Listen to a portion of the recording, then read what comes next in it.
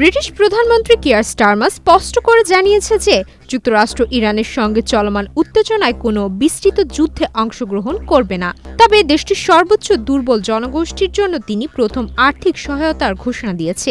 এই সহায়তার পরিমাণ ৫৩ মিলিয়ন পাউন্ড বা ৭০.৩০ মিলিয়ন মার্কিন ডলার। পদ্মা সেতু, মেট্রো রেল এবং এলিভেটেড এক্সপ্রেসওয়ে নির্মাণের গর্বিত অংশীদার বসুন্ধরা সিমেন্ট, যা মূলত হিটিং অয়েলে নির্ভরশীল পরিবারের জন্য বরাদ্দ করা হয়েছে। স্টারমার এক সংবাদ সম্মেলনে বলেন, হরমুজ জলসীমা পুনরায় খোলা ছাড়া জ্বালানি বাজারকে স্থিতিশীল করা সম্ভব নয়। আমরা প্রয়োজনীয় পদক্ষেপ নিচ্ছি নিজেদের এবং আমাদের মিত্রদের রক্ষা করতে, কিন্তু বিস্তৃত যুদ্ধে কখনো জড়িত হব না।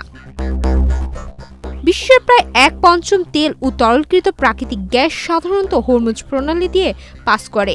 ইরান কার্যকরীভাবে এই জলসীমা বন্ধ করার কারণে আন্তর্জাতিক বাজারে তেলের দাম $১০০ উপরে পৌঁছেছে। স্টারমার আরও বলেন, আমরা দেশের প্রতিরক্ষা ও মিত্রদের সুরক্ষা নিশ্চিত করতে প্রয়োজনীয় ব্যবস্থা নিচ্ছি, তবে ব্রিটেনকে কখনো অযথা কোনো যুদ্ধে টেনে নেওয়া হবে না। মার্কিন প্রেসিডেন্ট ডোনাল্ড ট্রাম্প এই অবস্থানের সমালোচনা করেছেন। তিনি বলেছেন, ব্রিটেন, চীন, ফ্রান্স, জাপান ও দক্ষিণ কোরিয়াকে যুদ্ধজাহাজ পাঠিয়ে এই জলসীমা পুনরায় খোলার উদ্যোগ নিতে হবে। বিশ্লেষকেরা মনে করছেন, ব্রিটেনের এই পদক্ষেপ আন্তর্জাতিক কূটনীতিতে একটি স্পষ্ট বার্তা প্রদান করছে। এটি দেখাচ্ছে যে দেশটি নিজের এবং মিত্রদের সুরক্ষা নিশ্চিত করবে, কিন্তু মধ্যপ্রাচ্যে নতুন কোনো যুদ্ধের অংশ হবে না।